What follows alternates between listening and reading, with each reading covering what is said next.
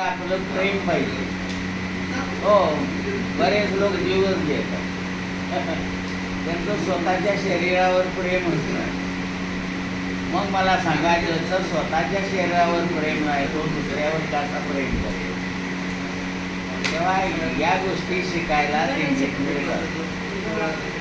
या दिंडीमध्ये आपण एकमेकाच्या संगतीने आपले काही विचार, इतरांचे काही विचार एकमेकांना मिसळून घेतो आणि आपण पुढची वाट चालत असतो.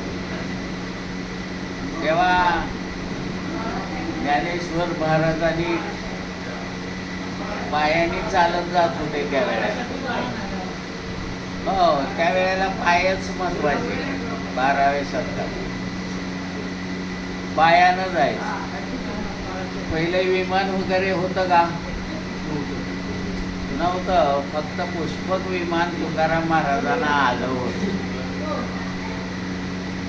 त्याच्यावर बऱ्याच लोकांचा विश्वास आहे. पण काही विमानं अशी आलीत आता की ती विमानं एकदा गेली म्हणजे पुन्हा माघारीच येत नाही. असं एक विमान बारामतीत गेलं. तेव्हा काही विज्ञान